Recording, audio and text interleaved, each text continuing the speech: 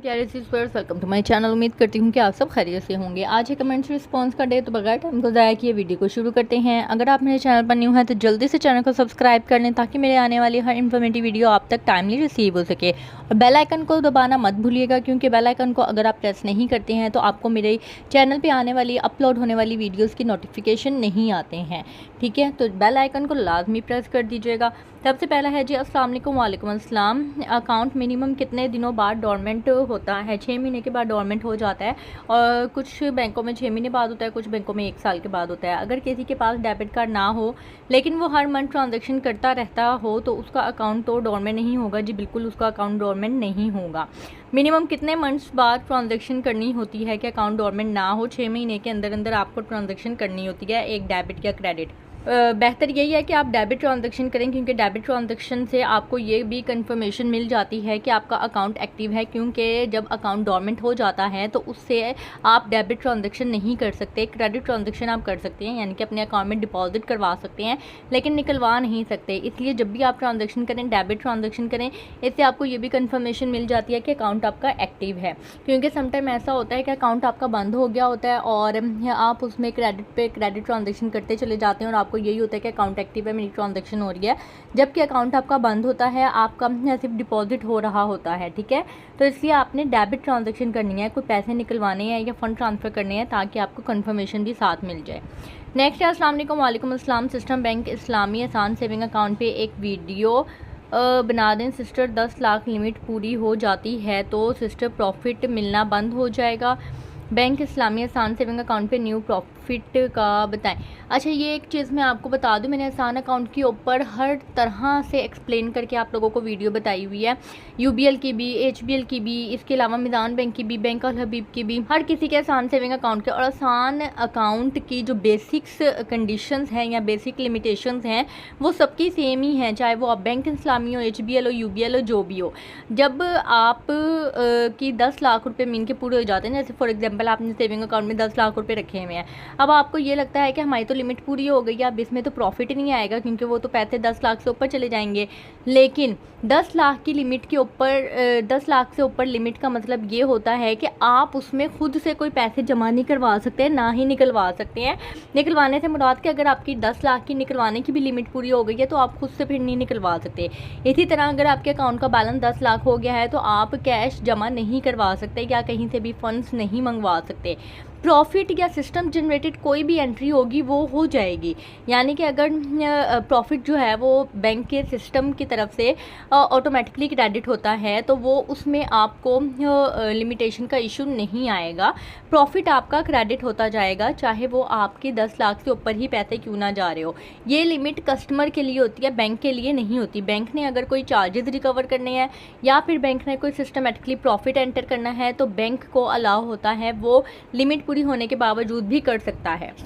System bank इस्लामी saving account का, अच्छा ये मैंने बता दिया है। सिस्टम मिज़ान बचत सेविंग अकाउंट का न्यू प्रॉफिट क्या है? 7% अप्रॉक्सीमेट है। नेक्स्ट है, अस्सलाम वालेकुम अस्सलाम। सिस्टर आपसे एक हेल्प चाहिए थी। अगर इन्होंने पूछा है कि बैंक इस्लामी का सेविंग अकाउंट सही है या मिज़ान बचत का, तो आप मिज़ान बचत का अकाउंट ओपन करवा लें। मिज़ान बचत अकाउंट वो बेहतरीन अकाउंट है, उसमें आपको मुनाफा भी मिलता रहेगा। दूसरा हलाल मुनाफा होता है, क्योंकि वहाँ पे डिफरेंट उलमा के फतवा अवेलेबल हैं कि मिज़ान बैंक के ऊपर सेविंग अकाउंट के ऊपर मिलने वाला मुनाफा हलाल कंसिडर किया जाता है। नेक्स्ट है सरदार खान का, मैंने यूबीएल हेल्पलाइन पर कॉल पर पूछा कि मेरे अकाउंट में कोई टीडीआर बुक है या नहीं। हेल्पलाइन वाले कहते हैं कि हमारे पास टीडीआर का रिकॉर्ड नहीं आता, आपको ब्रांच जाना होगा। हेल्पलाइन वाले के पास क्यों नहीं आता?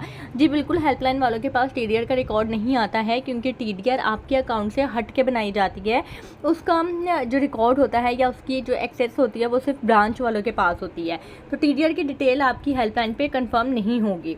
नेक्स्ट है, जिस बंदे ने जब से मोबाइल लिया हो कभी भी मोबाइल में मोबाइल बैंक ऐप या इंटरनेट बैंकिंग जो है वो बैंक से रिलेटिव कोई चीज़ कभी यूज़ ना की हो, फिर भी वो अगर किसी लिंक पे ओपन कर दे तो बैंकिंग इन्फो कैसे आउट होगी? देखिए, हैकर्स बहुत तेज़ होते हैं, वो कहीं ना कहीं से आपकी इन्फॉर्मेशन ले लेते हैं। और आपका अगर डेबिट कार्ड बना हुआ है तो डेबिट कार्ड के ज़रिए जो है वो आपकी ट्रांजैक्शन कर सकते हैं। डेबिट कार्ड की डिटेल्स अगर उनके पास है, उनका सीवीवी कोड या कुछ भी इस तरह से, तो फिर आपकी इन्फॉर्मेशन के बिहाफ पे वो स्कैम कर सकते हैं। हैकर्स बहुत तेज़ होते हैं। नेक्स्ट है मेरा जिस ब्रांच में अकाउंट है वहाँ लॉकर अवेलेबल नहीं है। तो दूसरी ब्रांच में लॉकर लेने के लिए उस ब्रांच में अकाउंट होना ज़रूरी है, मतलब जिस ब्रांच में अकाउंट हो क्या उस ब्रांच में लॉकर भी मिल सकते हैं। अच्छा, ये आपका बहुत अच्छा क्वेश्चन है। इनके कहने का मतलब ये है कि जिस ब्रांच में इनका अकाउंट है वहाँ पे लॉकर नहीं है, और बैंक के जिस ब्रांचेस में अकाउंट नहीं है वहाँ पे जो है वो लॉकर्स की फैसिलिटी अवेलेबल है। तो इसमें आपको हर ब्रांच में अकाउंट ओपन करवाने की ज़रूरत नहीं है। जैसे फॉर एग्जांपल अगर आपका 47 ब्रांच में 47 कोड बता रही हूँ 0047 ब्रांच में आपका अकाउंट है, लेकिन वहाँ पे लॉकर्स की फैसिलिटी नहीं है। अब उसी बैंक की 0049 ब्रांच में जो है वो आपका अकाउंट नहीं है, लेकिन वहाँ पे लॉकर्स की फैसिलिटी है।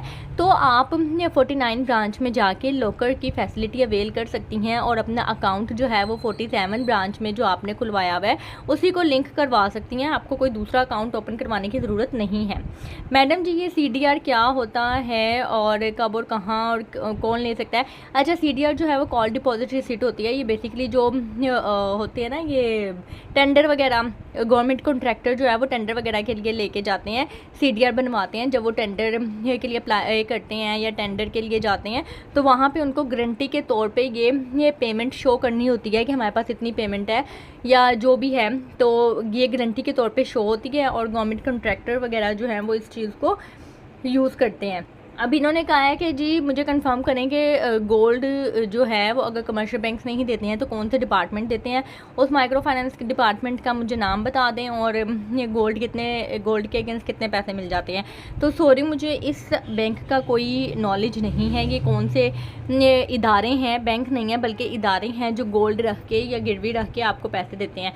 तो माजरत, इसके बारे में मुझे कोई नॉलेज नहीं है। नेक्स्ट है फैंसी ATM कार्ड कैसे लें, कौन बैंक देता है? फैंसी से मैं आपका मतलब नहीं समझी कि किस तरह का कार्ड लेना चाह रहे हैं, कोई स्पेशल कार्ड बनवाना चाह रहे हैं।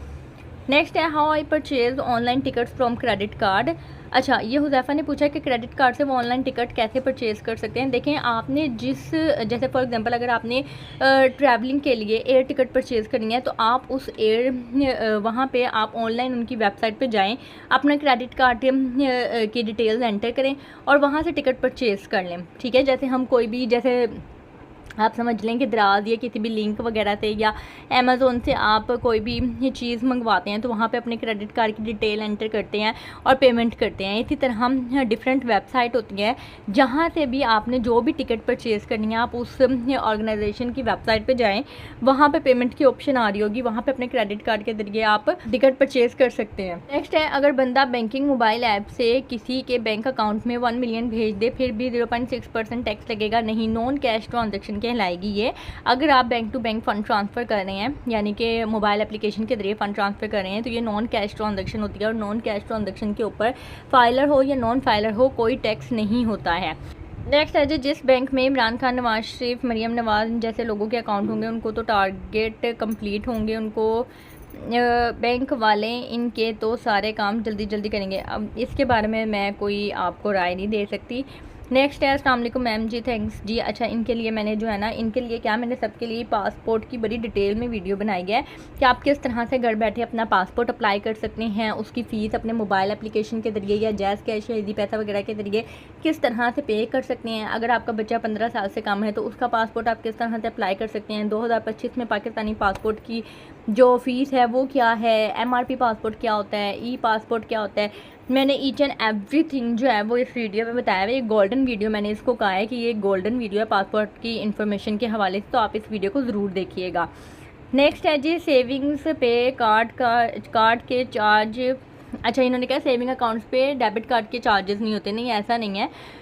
ये बैंक के ऊपर डिपेंड करता है कि उन्होंने अपनी किस प्रोडक्ट के ऊपर डेबिट कार्ड को फ्री रखा हुआ है और किस कंडीशन पे फ्री रखा हुआ है। यानी कि कुछ अकाउंट्स हैं कुछ बैंक के जिसके ऊपर आप अगर कुछ पैसे मेंटेन करेंगे तो उसके ऊपर फिर आपको कोई कार्ड चार्जेस या SMS या किसी भी चीज़ के चार्जेस नहीं होंगे। तो ये डिपेंड करता है कि बैंक कौन सा है और आप प्रोडक्ट कौन सी ले रहे हैं, उसके फीचर्स के अकॉर्डिंगली ही फिर ये चार्जेस के बारे में कंफर्मेशन दी जा सकती है। एनी हाउ, ये थे आज के कमेंट्स। बहुत से कमेंट्स को मैंने ये जो है वो टाइप करके रिस्पॉन्स कर दिया था। इस वजह से आज जो रिमेनिंग कमेंट्स थे वो कम थे। अगर आपने वीडियो को यहाँ तक देखा है और उसमें से एक भी क्वेश्चन अगर आपसे रिलेट करता था और आपको उसके बारे में क्लैरिटी मिल गई है तो मेरे वीडियो को लाइक कर दीजिएगा, चैनल को सब्सक्राइब कर दीजिएगा। अगर अभी तक नहीं किया है तो वीडियो को शेयर कर दीजिएगा उन लोगों के साथ जिन लोगों को इसकी ज़रूरत है। अपना ख्याल रखिएगा, दुआ में याद रखिएगा। मुझे इजाज़त दें, अल्लाह हाफ़िज़।